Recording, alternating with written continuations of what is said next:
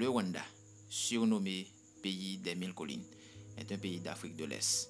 Il s'étend sur 26 338 km² avec une population de 12 712 431 habitants en 2000 et pour monnaie franc rwandais. Sa capitale est Kigali, qui est sa plus grande ville aussi.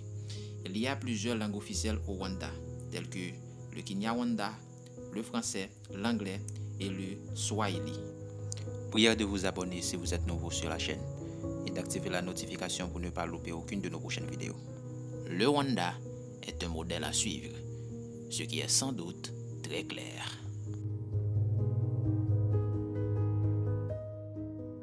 Durant les 20 dernières années, le Rwanda a fait d'importants progrès et le leadership du président Paul Kagame est exemplaire.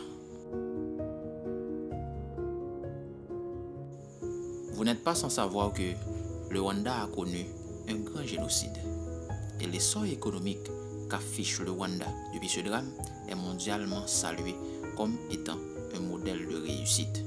Et ceci est inséparable de l'image de Kagame. Le président, âgé bientôt de 63 ans, est adoubé par une grande partie de ses compatriotes pour les progrès attribués au pays durant les 20 dernières années. Chéri par de nombreux occidentaux, Paul Kagame, né le 23 octobre 1957, président depuis le 17 avril 2000, après avoir été vice-président et ministre de la Défense de 1994 à 2000, Tony Blair le décrit comme un visionnaire. Et pour Bill Clinton, c'est l'un des meilleurs dirigeants de notre époque. Je me suis dit que c'est important de partager avec vous quelques points qui marquent ces progrès. Donc, vous êtes priés de bien vouloir regarder la vidéo jusqu'à la fin. Ok? Avant de commencer, une petite question. Qui a été le prédécesseur de Paul Kagame? Ok? Laissez vos réponses en commentaire s'il vous plaît.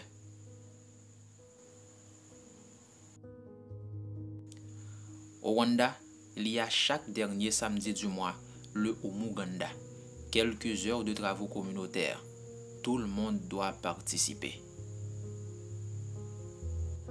Paul Kagame a inauguré la première usine de fabrication de smartphones en Afrique, Mara X, Mara Y. Donc, désormais, les Africains peuvent s'offrir des smartphones made in Rwanda.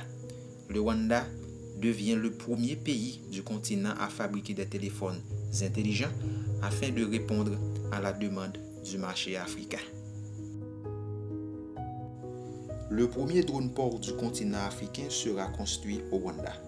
L'entreprise Foster's Plus Partners, spécialisée dans l'architecture d'aéroports, annonce cette construction. D'après l'entreprise, ce drone port sera utilisé à des fins médicales et commerciales.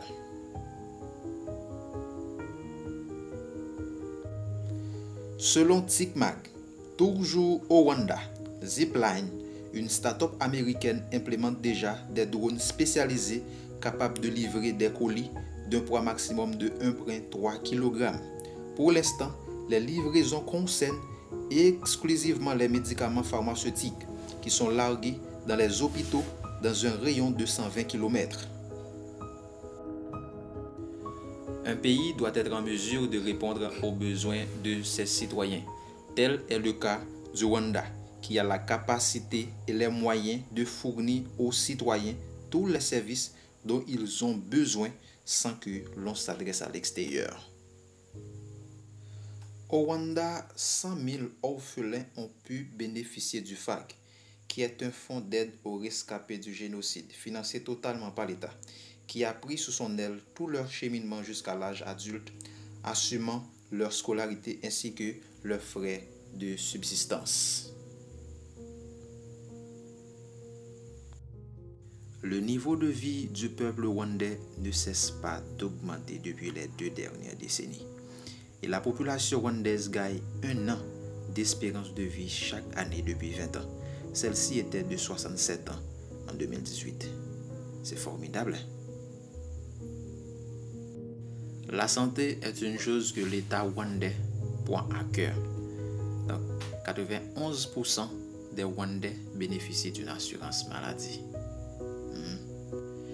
Nelson Mandela a déclaré que l'éducation est la clé qui peut ouvrir toutes les portes. Il avait raison, parce qu'un pays qui n'investit pas dans l'éducation n'a pas un bon avenir. Alors, selon le ministre de l'Éducation, près de 90 000 Rwandais étudiaient en 2017 dans 38 établissements supérieurs, dont 20 universités. Le système éducatif rwandais est l'un des meilleurs d'Afrique. L'économie rwandaise a enregistré un taux de croissance annuel moyen de 7,5% de 2000 à 2017.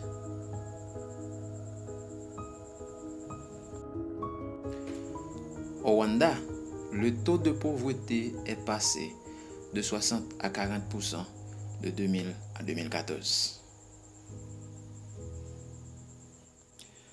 Le nombre d'accidents sur les routes au Rwanda était important. Pour pallier ce problème, on a équipé les bus d'une commande automatique de vitesse par GPS, ce qui a permis de réduire considérablement le nombre d'accidents.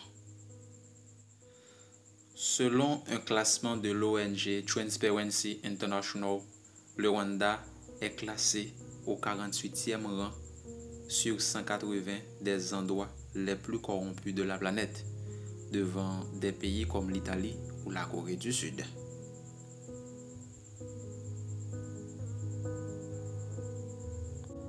Parlant du thème ouvrir pour le business, le Rwanda est vraiment ouvert au business parce que les investissements étrangers sont passés de 800 millions de dollars en 2007 à 1,675 milliards de dollars en 2017, soit une augmentation de plus de 100% en 10 ans.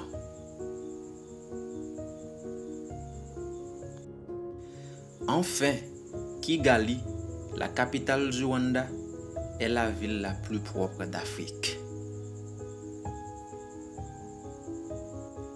Merci d'avoir regardé la vidéo jusqu'à la fin. La réponse pour la question qui a été posée au début, c'est Pasteur Bizimungu. On se retrouvera dans une prochaine vidéo. Ciao.